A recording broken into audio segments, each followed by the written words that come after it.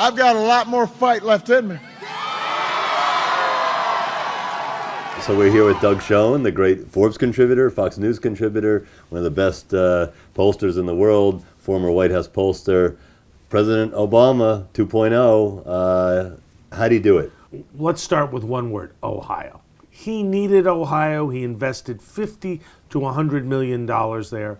Ohio became his firewall, and he was able to turn enough attention off the economic woes we're facing to produce a narrow victory on Tuesday. Here is somebody who had an eye on the electoral map for the past year. He has not been running a national campaign as much as he's been running, what, a half dozen state campaigns, 9 right? or 10 states.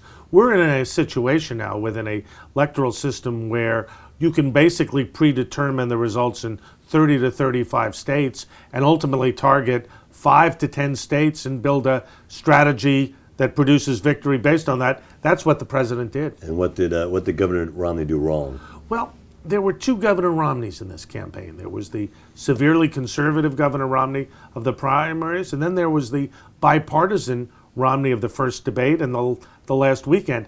I don't think the American people ever had a sense of who Governor Romney really was, and most importantly, what he stood for. Right, so the etch-a-sketch, he didn't form what was in that second sketch. The etch-a-sketch was always murky, no matter how many times they went back to the drawing board. Now, how's President Obama going to deal with this divided Congress? He's still got the same issues with the House and the Senate. Well, you've got an effectively divided Senate. You have a firm Republican majority in the House.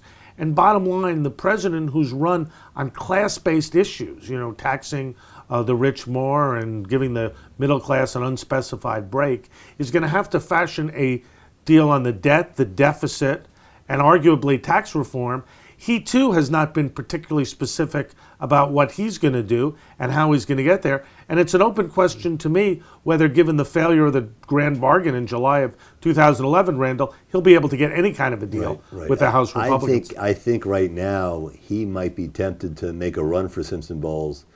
But is there a partner there, even if he wanted to, either on his flank on the left or in the center right? Well, you raise a very good question, because it isn't clear to me whether the left wing of the Democratic Party, who controls the House Democratic Caucus and a substantial minority of the Democrats in the Senate, will go for Simpson Bowles.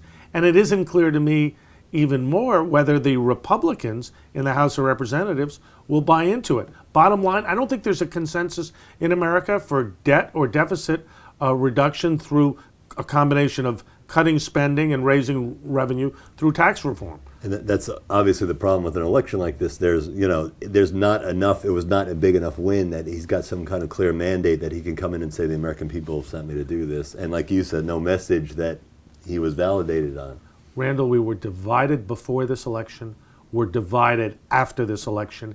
How we come together, if we come together, is the real question. Right, and there are, obviously a bunch of, whole industries now trying to figure out. Yeah, and my question to you is, which industries will benefit from the Obama presidency and which will be hurt? Well, I think this week, we'll see in the markets, I think you'll see healthcare and healthcare companies. They like certainty. They make money from Obamacare. I think you'll see them do well. And I think energy and defense, obviously, I think you'll see stocks in those areas dip a bit. And I think you'll see some nervousness because, with Romney, you knew you were getting Keystone Pipeline, coal. There was a big fossil fuels push. You won't necessarily get, especially since Obama doesn't have to run for re-election. And definitely on defense.